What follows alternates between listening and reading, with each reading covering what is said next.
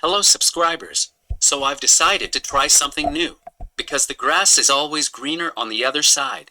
On the one hand, doing a response video means a lot of pre-planning, collecting clips, writing a script, deciding what ways I can make it more entertaining to actually watch. And on the other hand, a reaction video has a lot of tedious editing in order to cut out all the dead air caused by me trying to think of what to say and how to say it. I don't exactly have a strong personality. So when I am thinking about doing a video, I get to thinking, I'll just do it live and edit it later.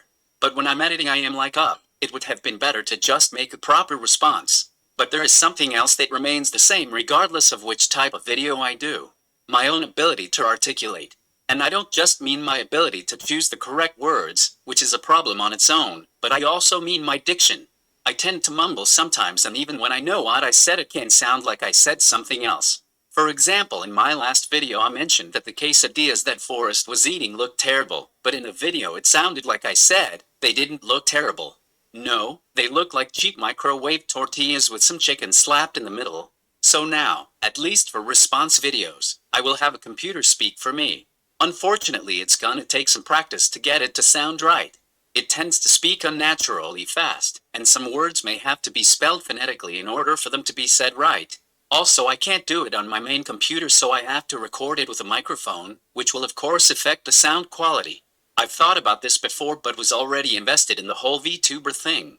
Now, that announcement is not the only reason I made this video. If that's all it was, I could have just made a community post.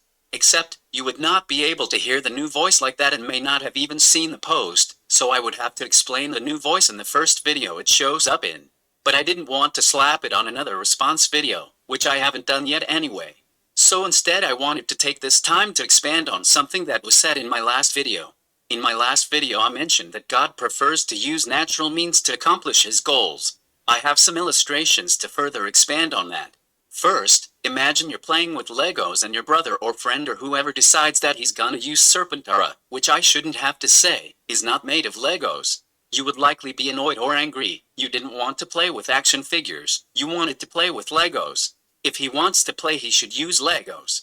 Second, imagine that Tolkien, when writing The Lord of the Rings, someone came up to him and said that he could just use the USS Enterprise to teleport Frodo and the One Ring straight to Mount Doom.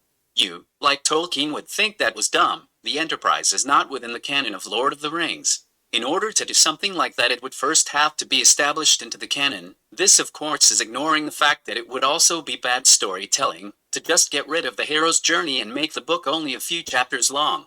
Third, if your hero is up against the wall and needs some way to win, you're not just gonna say, and then half the enemies died suddenly, just to give him a fighting chance. There needs to be a reason for the Deus Ex Machina.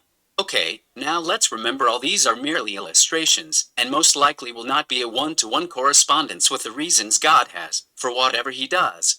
But they should provide some clarity on why God would not want to judge the world using a death note. And God would not want to just casually break the laws of physics that he himself wrote. He would rather work within the structure, story, or laws that he wrote.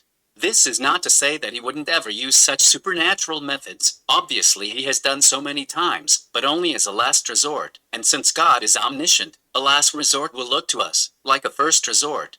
Since he doesn't need to try a different thing to know what will and will not work, he already knows it all. And some of the things he does may not be for some direct effect, but for some effect brought about by the story being told.